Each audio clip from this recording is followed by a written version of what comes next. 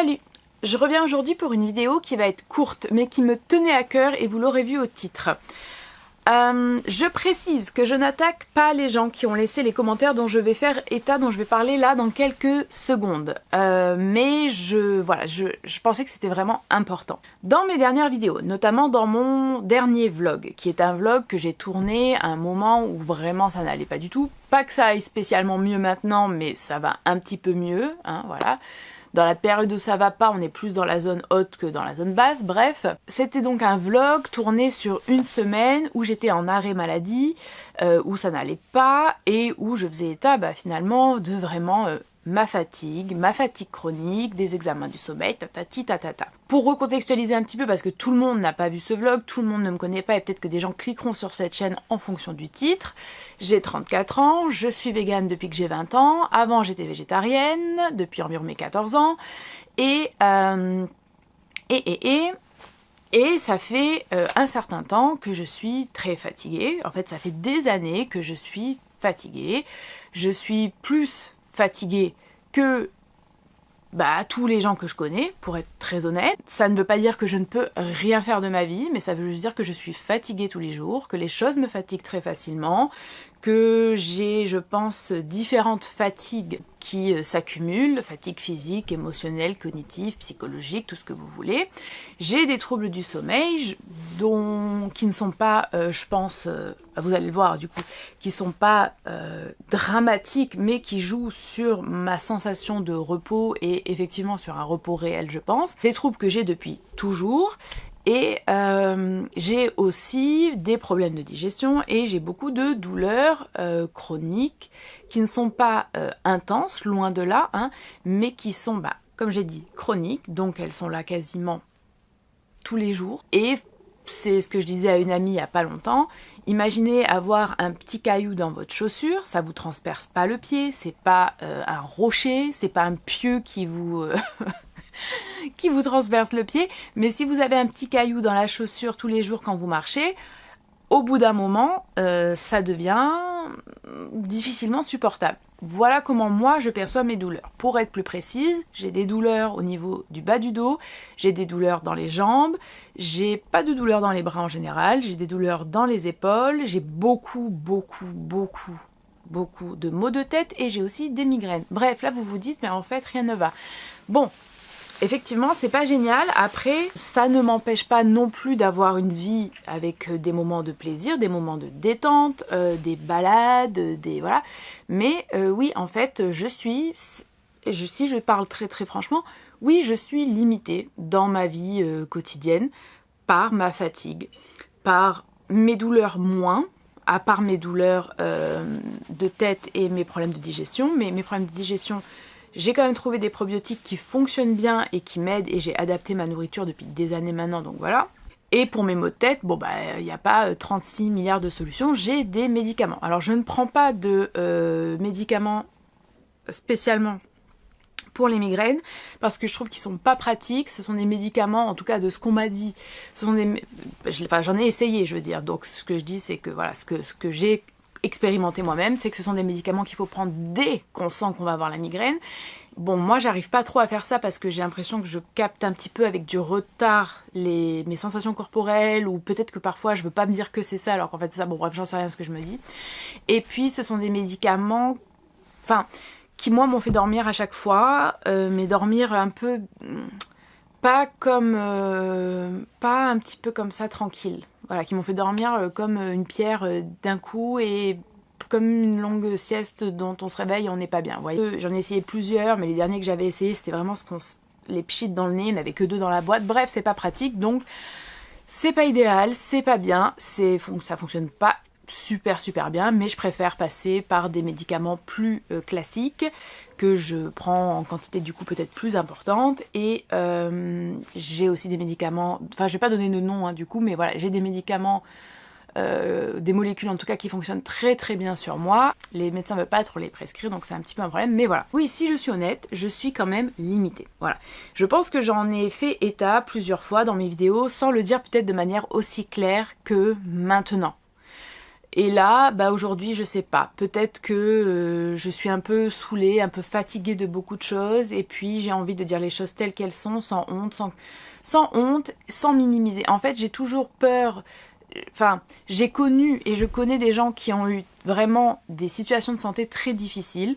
Ma mère, ma grand-mère, d'autres personnes de ma famille, etc.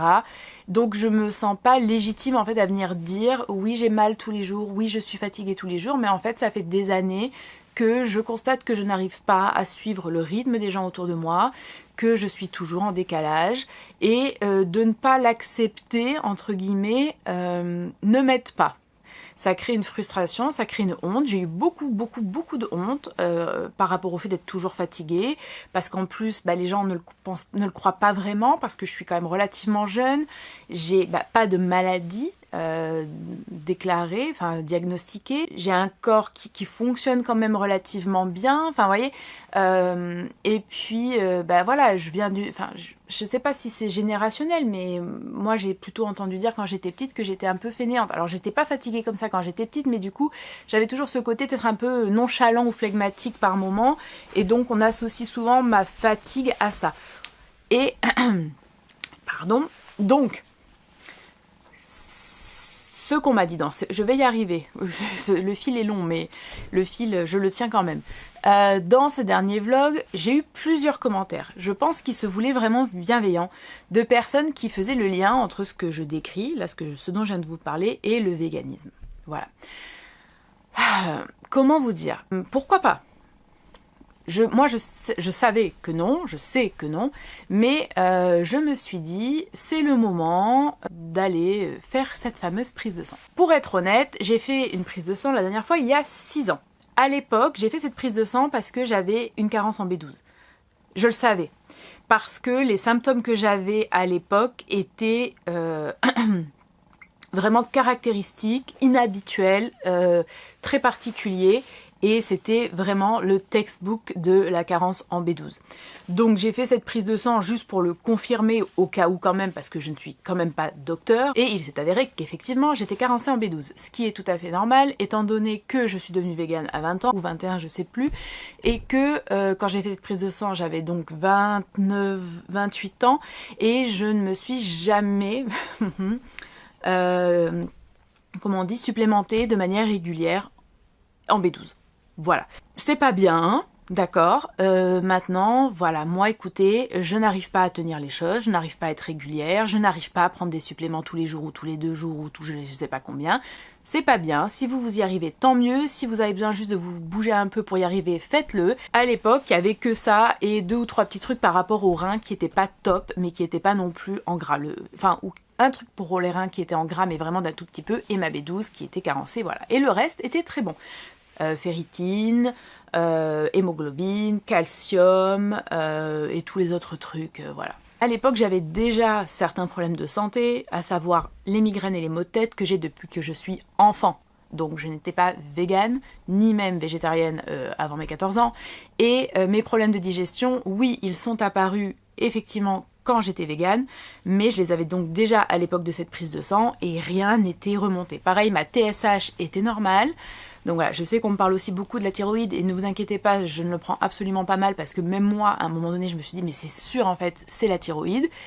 Je voulais même, à cette époque, j'avais aussi fait par rapport à ça parce que j'avais un peu pas l'espoir, parce que je peux pas dire ça, mais vous savez quand vous êtes pas bien et que vous savez pas ce que vous avez, vous vous dites je vais trouver ce que c'est, on va me donner le traitement et au moins j'aurai une réponse. Donc j'avais pas l'espoir, mais je me disais bon bah si c'est la thyroïde, parce que beaucoup de symptômes étaient concordants clairement, ce sera réglé entre guillemets. TSH et T4, T3, etc. tout était normal. Là j'en suis à un point où ce qui est prépondérant, enfin ce qui est vraiment majoré, c'est ma fatigue. À l'époque où j'ai fait cette prise de sang, j'étais pas fatiguée comme ça. Là je suis très fatiguée, très fatiguée. Oui, je suis fatiguée très souvent, ok, voilà, on va dire ça comme ça. C'est pas spécialement d'être très fatiguée, c'est d'être fatiguée tous les jours qui fait que c'est bizarre. Donc j'ai refait une prise de sang et j'ai fait un examen pour le sommeil, voilà. Ce qu'il est ressorti de cet examen pour le sommeil, un calendrier du sommeil, une polysomnographie et 2 rendez-vous avec les médecins du sommeil spécialisés. C'est que je ne fais pas d'apnée du sommeil, j'ai une toute petite apnée du sommeil, mais on m'a clairement dit que ça n'avait aucun incident aucune incidence pardon, sur la qualité de mon sommeil, c'était juste repéré par rapport aux normes, mais qu'en fait ça n'avait vraiment aucune conséquence. J'ai beaucoup de micro-réveils, donc effectivement c'est pas idéal pour très bien dormir. J'ai des épisodes d'insomnie où je me réveille la nuit pendant 1 heure, 1h30, 2h, 2h30, je me rendors pas, mais c'est pas non plus tous les 4 jours, ni tous les 3 jours. Ça peut être plutôt 1 ou 2 fois par semaine quand ça va vraiment pas, sinon je peux même passer des semaines où ça m'arrive pas, je pense. Et mes phases du sommeil sont correctes. Donc ce que le docteur m'a expliqué, c'est que oui, j'avais pas un bon rythme de sommeil au sens où je n'ai pas d'heure de lever fixe, je n'ai pas d'heure de coucher fixe. On va pas rentrer dans les détails de ça parce que vraiment j'ai eu des... Enfin, on va pas rentrer dans les détails de ça. C'est pas non plus je me couche à 2h, je me couche à minuit, je me couche à 3h, je me couche à 21h. Hein. C'est pas non plus ça. Et c'est pas je me réveille à 13h, je me réveille à 8h, mais c'est pas fixe effectivement. Et le protocole pour soigner les insomnies, c'est comment on dit, je sais plus comment ça s'appelle, c'est un truc genre privation ou compression du sommeil, j'en sais rien, où vous devez vraiment vous coucher à 1 heure que si vous êtes fatigué et vous lever à telle heure et vous devez vous forcer. Bon, j'ai pas réussi, j'ai essayé, j'ai abandonné, c'est trop compliqué pour moi, ça génère énormément de stress, moi je n'arrive pas, c'est contre-productif, donc j'ai abandonné. Après c'était un peu difficile en plus d'évaluer parce que je prends des médicaments, donc forcément ça m'aide à m'endormir. J'ai des symptômes aussi qui pour moi sont vraiment des symptômes bizarres, pas bizarres, mais on dirait juste que mon corps est enflammé. Et j'ai donc fait une prise de sang il y a pas longtemps, il y a quelques jours. J'ai pleuré, hein, je précise, si je fais pas de prise de sang, c'est parce que ça me terrifie, c'est pas parce que j'ai juste pas envie. Ce qu'il est ressorti de cette prise de sang, c'est que je n'ai pas de carence en fer, mon hémoglobine est très bonne, je n'ai pas de carence en B12, je n'ai pas de carence en potassium, je n'ai pas de carence en calcium. Il n'y avait rien qui était négatif, si ce n'est le cholestérol, vraiment de rien du tout, mais je suis en dessous ou au-dessus de la norme, donc c'est en gras, mais vraiment de rien, donc c'est pas bien, mais c'est pas non plus genre catastrophique. J'ai un tout petit peu trop de chlore et je sais plus ce que c'est, mais il y avait un truc en plus pour l'inflammation, ça oui c'est élevé en gras, voilà, ce qui peut être expliqué par le stress et mes problèmes de digestion. Clairement, ce n'est pas le véganisme qui fait que je suis fatiguée, qui fait que je suis déprimée, ce n'est pas le véganisme qui fait que j'ai des douleurs chroniques à la tête, dans le dos, etc. Au moment où je vous parle, par exemple, j'ai très mal dans le bas du dos et j'ai mal dans la cuisse. Donc ce sont vraiment des douleurs, j'ai envie de dire, mécaniques, hein, réellement, qui peuvent être dues certes à une mauvaise posture, mais en fait, je veux dire, tous les jours, tout le temps quand même, il y a un souci. Donc oui, je dois faire plus de sport, oui, je dois me muscler pour aider mon corps, mais ce n'est pas que ça. Ce qu'il me reste à faire, et que, bon, j'ai pris un rendez-vous, mais en fait je commence déjà à me dégonfler, peut-être le dernier, enfin pas le dernier, il me resterait 2 choses à faire. Ce qui me reste à faire, c'est une IRM pelvienne pour éliminer l'option de l'endométriose. Parce que, alors je n'ai plus mes règles, parce que je prends la pilule en continu, parce que justement j'en avais ras le bol. Alors oui je sais, c'est pas vegan, oui je sais, c'est hyper décrié, c'est pas bon, c'est des hormones, mais en fait, moi, j'en avais marre de profiter de 1 semaine et demie dans mon cycle. Mon cycle était irrégulier, il était long, et en fait, j'avais l'impression que les périodes qui étaient rallongées aussi, c'était les périodes négatives. J'avais mal au ventre et un peu comme de la fièvre ou une chaleur bizarre dans le corps, j'étais pas bien au moment de l'ovulation, j'étais pas bien du tout au niveau psychologique et digestion, etc. avant mes règles, j'avais super mal les 2 premiers jours de mes règles, enfin super mal, je sais pas si c'est super mal, mais en tout cas j'avais mal au point de devoir absolument prendre des médicaments, de ne pas pouvoir dormir, d'être réveillée par la douleur, de pleurer, de pas supporter la sensation juste du pantalon, même élastique je veux dire, sur le ventre, enfin c'est bon quoi. Franchement, moi ça m'a saoulée, plus tous les à côté, d'être hyper gonflée, d'être vraiment déprimée. Je vous dis, j'ai pensé je ne sais pas combien de fois avant mes règles à supprimer ma chaîne YouTube, mon Instagram, parce que j'étais en mode, d'un coup il y avait un interrupteur qui switchait, c'était pas possible. Donc en fait j'en avais marre, entre mes problèmes de digestion et et tous les symptômes liés au cycle menstruel, j'avais l'impression d'avoir genre 1 semaine au maximum dans le mois pour vivre, pour un peu vivre normalement. Et j'ai fait le choix de prendre la pilule parce qu'en fait moi je suis désolée, je ne veux pas vivre comme ça. Donc voilà. Donc c'est vrai que là depuis un certain temps, Alors je suis pas là pour faire la promotion de la pilule, hein, mais juste, moi ça a quand même, c'est l'une des choses qui a changé un peu ma vie, vraiment. Je regrette absolument pas, je vis beaucoup mieux. Enfin franchement, moi ça a été une amélioration plus au niveau de ma qualité de vie. Donc, les troubles digestifs peuvent aussi être liés à l'endométriose. En fait, l'endométriose, on apprend beaucoup de choses dessus. J'ai une amie qui a été diagnostiquée avec de l'endométriose et c'est elle, effectivement, qui me... Enfin, elle n'est pas là en train de me rabâcher endométriose, mais c'est vrai qu'elle m'a quand même souvent fait la réflexion que ça pourrait être de l'endométriose et elle s'exprime toujours différemment. Moi, je me suis toujours dit non parce que je m'évanouis pas quand j'ai mes règles, je suis pas là en train non plus... Enfin, j'ai super mal effectivement, mais 2 jours, j'ai un flux qui est pas du tout abondant, même si j'ai commencé à perdre des caillots quand même il y a quelques années, donc bon. Mais je me suis dit non, moi j'ai pas... Enfin, je me disais non, je suis pas au point d'avoir l'endométriose, mais en fait, on n'en sait rien. Et puis il y a beaucoup aussi... Enfin, il y a vraiment une méconnaissance et des idées préconçues, et c'est tout à fait normal, hein. Je veux dire, même moi aussi j'en avais sur l'endométriose, donc bon, voilà, j'ai une ordonnance pour une IRM pelvienne, et donc il faudrait que je la fasse, ce qui éliminerait cette piste ou pas, et le dernier truc qu'il faudrait faire, il faudrait vraiment effectivement que je fasse quelque chose pour... Alors, moi je pense que j'ai clairement le syndrome de l'intestin irritable. Bon, on va pas rentrer dans les détails parce que pour le coup, en fait, c'est dommage parce qu'en fait, il faudrait en parler parce que beaucoup de gens ont honte et c'est un sujet un peu tabou, délicat, on est gêné. Alors que, bah, il faudrait pas, mais bon, je me sens pas encore peut-être dans une autre vidéo, mais j'ai vraiment tous les symptômes de ça, sauf la perte de poids, enfin voilà, qui est parfois associée. Mais bon, franchement, heureusement que j'ai trouvé des probiotiques qui fonctionnent, qui ne règlent pas tous les problèmes, hein, et puis dès que je les oublie, mes problèmes reviennent, et ça c'est par contre très handicapant. Et puis alors après psychologiquement vraiment ça joue énormément. Il y a plein de trucs que je peux pas manger, il faut pas que je mange à certains moments, il faut que je réfléchisse, enfin il y a vraiment énormément de trucs, et puis ça conditionne votre vie en fait, c'est handicapant, ça isole, ou en tout cas il faut faire des efforts pour pas se laisser isoler par tous les symptômes de ça.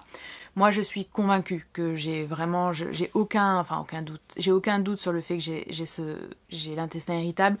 Et il n'y a pas de test en fait pour ça. Les tests, c'est vraiment l'examen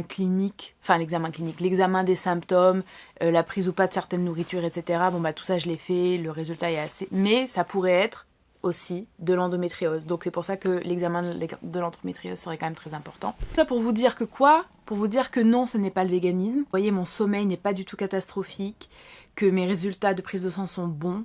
À part sur le cholestérol, il faut que je fasse attention, mais je me demande si c'est pas aussi un peu génétique, parce que ma mère, qui ne mange quasiment rien, qui fait du sport, qui est maigre, etc., elle a apparemment les mêmes problèmes sur sa prise de sang. Donc, si ce n'est pas l'endométriose, et même si c'est l'endométriose, ça peut être l'endométriose, et il est clair, après avoir fait ces différents examens, parce que je n'ai pas non plus la mononucléose ou que sais-je, que ce sont des facteurs psychologiques ou nerveux qui induisent cette fatigue. Un fonctionnement cérébral, de l'anxiété, d'autres choses dont j'ai pas tout de suite envie de parler en détail. C'est pas que j'avais envie, mais j'avais envie pour 2 raisons de faire cette vidéo. Premièrement, parce que même si ça part pas d'une mauvaise intention, j'en ai ras-le-bol qu'on vienne toujours diaboliser le véganisme. C'est reconnu comme une alimentation qui est favorable et même très souvent recommandée. Il y a énormément de gens qui ont beaucoup de maladies pour le coup diagnostiquées, avérées, qui sont liées à la consommation de produits d'origine animale ou à la consommation d'animaux. Donc il faut sortir de ce paradigme où on a toujours tendance à penser que peut-être qu'il y a certaines personnes qui réintroduisent des produits d'origine animale et par coïncidence, moi je pense réellement, vont mieux pendant une certaine période, ou peut-être que ce sont des personnes qui ont vraiment des spécificités physiques sur lesquelles pour le moment en tout cas les grandes instances de la santé non, enfin, c'est pas très accré, ça va pas vraiment dans ce sens quoi. Personne a sa propre situation aussi, mais le véganisme n'est pas une alimentation, à part pour la B12 Et même les gens qui mangent des animaux devraient se supplémenter en B12 et peuvent développer des carences en B12. Donc voilà, moi je voulais vraiment faire ça pour insister sur le fait que non, c'est pas parce que je suis végane que je suis fatiguée. Et deuxième point, enfin 3 points en fait. Deuxième point, je sais encore que les personnes ne pensent pas forcément à mal et ne pensent pas forcément à ça. Et oui, il faut éliminer des pistes entre guillemets plus physiologiques, vraiment physiques au sens, voilà, prise de sang, dépistage de que sais-je et que sais-je. Mais la santé mentale, elle est réelle en fait, elle est incarnée, elle est concrète. Quand vous avez une anxiété chronique depuis des années, ok, vous allez être fatigué. En tout cas, il y a de grandes chances, parce que chaque personne encore une fois est unique, mais il y a de grandes chances que vous soyez fatigué. Il y a de grandes chances que ça développe des douleurs dans le corps. Il y a des grandes chances que ça court-circuite aussi. Ça, voilà, avec une amie, on en parle beaucoup aussi et on lit pas mal là-dessus. Mais en fait, il y a les... par contre, comme je commence à être fatiguée, les mots ne me viennent plus. Les récepteurs et les transmetteurs et les circuits de la douleur et aussi... tous ces circuits récepteurs, transmetteurs de la douleur sont liés à la dépression et à l'anxiété et peuvent être altérés par la dépression et l'anxiété. Il y a d'autres études qui montrent, par exemple, que les personnes qui ont un TDAH auraient une sensibilité plus élevée à la douleur. Donc il y a plein de choses en fait. Et ce que j'aimerais dire, c'est que parfois, je sais encore une fois que les gens ne pensent pas à mal, et c'est tout à fait correct et normal et bienveillant, et effectivement, il faut vérifier les pistes, comme je l'ai dit, de la prise de sang, des examens, etc., les radios, les échos, tout ce que vous voulez, ok, comme j'ai fait l'examen du sommeil, etc. Mais quand on a des diagnostics par des psys, vous voyez, posés par plusieurs psys qui convergent au fil des années, et voilà, parfois... Enfin, pas parfois, très souvent, c'est un petit peu, voire beaucoup, épuisant de devoir répéter que non, c'est pas parce que je manque de fer, ou non, c'est pas parce que je manque de protéines, ou non, c'est pas parce que je fais pas assez de sport. Bien sûr, ça me fera du bien de faire plus de sport, ça je le sais de toute manière, hein, je l'ai jamais caché, mais en fait, il y a eu une période où je faisais du sport, et j'étais quand même une personne anxieuse, vous voyez. Et puis si j'ai arrêté de faire du sport et que j'ai jamais réussi à m'y remettre, c'est parce qu'il y a un problème. Vous voyez ? Je sais que ça part souvent de bonnes intentions, mais vous voyez, on lutte déjà tellement soi avec un syndrome de l'imposteur et aussi cette difficulté, je pense, qui est insoluble d'accepter, de croire à des maladies qui ne sont pas visibles ou à des troubles. Vous voyez ? On va dire à des troubles, à des maladies, à des souffrances, à des conditions, à des symptômes, faites ce que vous voulez, qui ne sont pas visibles, observables, vous voyez. Que quand d'autres personnes viennent en rajouter, en disant « mais non, à mon avis, c'est ton alimentation, mais non, à mon avis, c'est parce que tu te couches pas assez tôt, ah non, à mon avis, c'est parce que tu restes trop longtemps couché, donc forcément, après, t'as plus envie de te lever, ah non, mais c'est... » Je vous jure que ça crée quelque chose à l'intérieur où on n'ose plus s'exprimer, on n'ose plus dire, et en même temps... c'est très difficile de ne plus parler de sa fatigue ou de sa souffrance ou de son anxiété ou de je sais pas quoi quand ça occupe toutes vos journées, enfin quand ça occupe une partie de toutes vos journées ou de toutes vos semaines, vous voyez, quand c'est quelque chose qui fait vraiment partie de votre vie et qui, oui c'est la vérité en fait, qui limite votre vie et que vous devez apprendre à gérer et à contrôler pour vivre. On a besoin d'être soutenu. Alors, on n'a pas besoin d'être jamais questionné. Il y a des manières de le faire. Et puis, voilà. C'est pour ça aussi que je fais cette vidéo. J'ai fait mes examens. Ok ? Il n'y a rien. Voilà. Et la dernière chose, c'est que, comme j'en parle et que je reçois aussi quand même beaucoup de commentaires très très gentils, avec beaucoup de soutien, des commentaires qui... attention, on va pas pleurer parce qu'on a déjà pleuré ce matin. Des commentaires qui déculpabilisent beaucoup, j'avais aussi un petit peu envie de venir partager avec vous l'évolution et les résultats de ces examens, parce que je suis là en train de dire je suis fatiguée, je vais faire des examens, vous êtes là, vous me réconfortez, vous me soutenez, vous partagez vos expériences et vos histoires personnelles. Je me suis dit que c'était un peu pas la moindre des choses, parce que chacun fait bien ce qu'il veut en ligne, mais je veux dire pour moi je me suis dit voilà, j'avais envie de venir vous faire un retour. Donc dernière étape, ce serait une IRM pelvienne. Pour être franc, j'ai pris un rendez-vous, mais je pense que je vais l'annuler parce que j'ai peur et que j'ai pas eu le temps d'appeler, parce que pareil, j'ai peur d'appeler aussi, mais j'ai pas appelé pour dire que je voulais pas qu'on m'injecte le produit pour l'IRM, parce que j'ai peur et que je me sens peut-être pas encore totalement prête. Donc je vais essayer de le faire, vraiment dans un futur proche, parce que j'ai envie d'être fixée et que j'ai vraiment envie d'aller mieux, et que s'il y a ça, mais en fait même ça, l'endométriose quoi, je prends déjà la pilule. Donc la raison pour laquelle je suis fatiguée, hypersensible aux stimuli sensoriels, que j'ai beaucoup de jours où j'arrive pas à sortir de chez moi, que j'ai beaucoup de jours où me laver, m'asseoir sur mon canapé et faire un truc, ça me demande un énorme effort, que je ne suis pas le rythme des gens autour de moi. Ce n'est pas parce que je suis végane, c'est parce que, comment est-ce que je pourrais le dire? C'est parce que mon cerveau et mon psychisme, ne sont pas optimaux.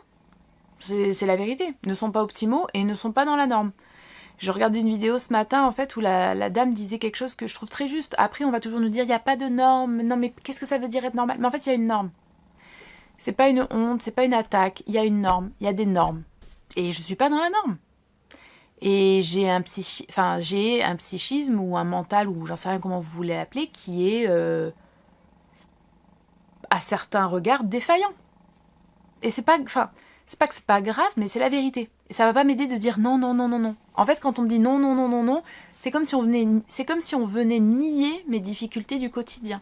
C'est la vie. Je suis dans la norme sur plein d'autres trucs. Clairement, ma prise de sang le montre.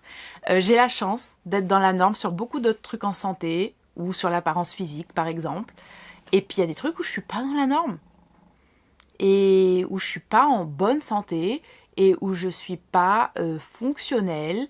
Et c'est dommage, j'aurais aimé l'être, et peut-être qu'un jour je le serai, et ça peut s'améliorer, et de manière ça fluctue, mais c'est la réalité, c'est la vie, et c'est pas lié au véganisme. J'essaie de trouver le courage en moi progressivement de venir un jour faire une vidéo sur plus le suivi psy, les diagnostics et les traitements, mais pour le moment je ne me sens pas.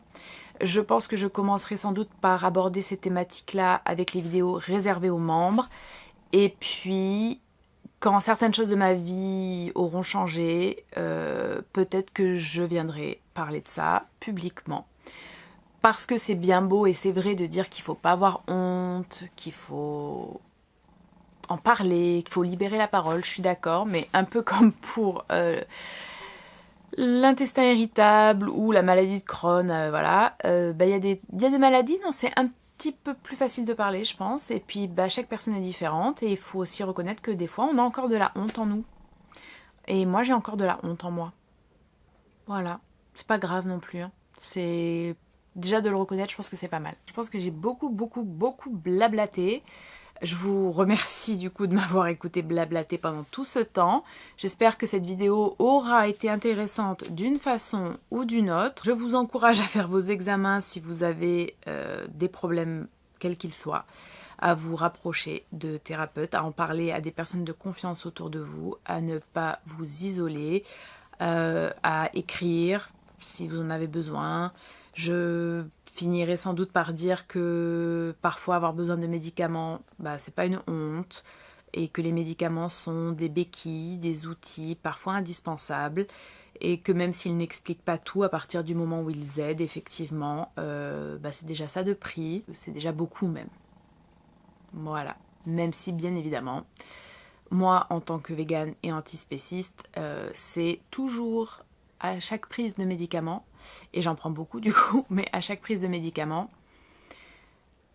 c'est un conflit de valeurs, et c'est la conscience aussi quand même que beaucoup de vies sont sacrifiées et torturées pour ces médicaments-là. alors qu'il y a bien d'autres manières de tester les médicaments et parfois, souvent d'ailleurs, d'avoir des méthodes beaucoup plus fiables parce que beaucoup plus proches de l'organisme humain. Et il y aurait toute une autre vidéo à faire sur le fait que c'est toujours après testé sur des hommes quand ça passe les premiers tests et pas sur des femmes. Et il y aurait toute une autre vidéo à faire sur la santé des femmes et ce sera pour une prochaine fois. Je vous dis à très très bientôt.